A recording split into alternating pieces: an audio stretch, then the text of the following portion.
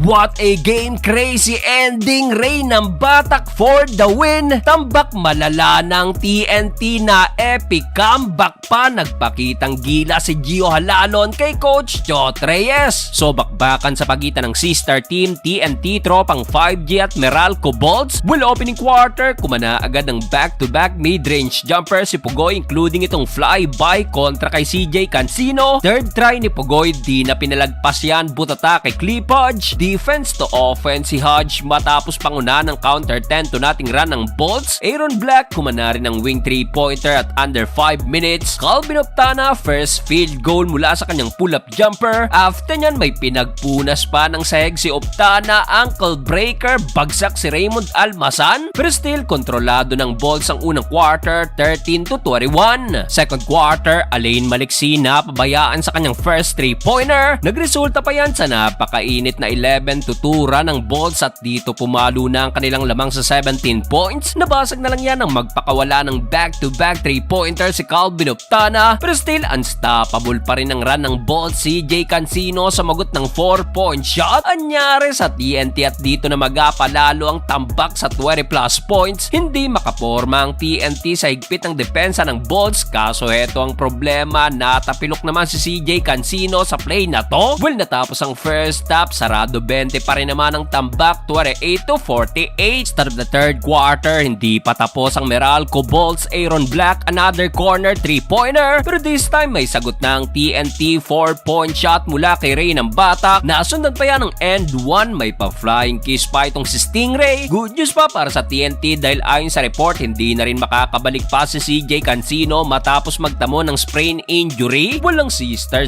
team sa both teams na to, bagsak si ng Batak kay Aaron Black. After nyan, matatanggalan pa ng ngipin si BGR ng pakainin naman ng siko ni Clip Hodge. Well, dito na ibaba na ng TNT ang lamang, kaso to the rescue na naman si Clip Hodge na so far meron ng 18 points. Katulong niya dyan si Newsome na meron na rin 15 points. Pero sa dulo, sa tulong ni Gio Halalon at Kevin Ferrer, nabuhayan ulit ang TNT, including itong buzzer beater shot. Baba na lang sa 10 yan, 74-64. Fourth and final quarter, napatawag agad ng timeout ang Bolts matapos ang another 5-0 run ng TNT. Tres ni Calvin Optana, umupo pa sa ere si Gio Halalon, baba na lang sa 5 yan, 69-74. After nyan, Gio Halalon again off the steal, another 2 points, game changer si Gio at another steal, na foul pa sa 3-point lane. Dahil kay Gio sa isang iglap, tabla na agad ang talaan. Grabe si Halalon sa second half, 10 points, 2 assists at 3 steal. Pati si Coach Chot in-acknowledge ang effort ni Halalon. Problema nga lang, umira lang emotions ni BGR na nagresulta sa another 5-point lead ng Bolts. Pero under 2 minutes, big time 4-point shot ang pinakawala ni Ray ng Batak. Hindi lang isa kundi 2 beses back to back at eto abante na ng 3 ang TNT, 90-87. Wala nang 1 minuto, Chris Newsome sumagot ng wing 3-pointer to tie the game at 90 at nauwi pa ang laban sa overtime. Well, overtime period, dikdikan ng laban, dukot sa ilalim ni Chris Newsome. Sinagot agad ng mid-range jumper ni RR Pugoy, pero eto ang naging game changer. Wala nang 1 minuto, tinawagan ng offensive foul si Newsome sa play na to, kung saan final second, Ray ng Batak kumana ng napaka-crucial na 2-point basket to take the lead. 0.9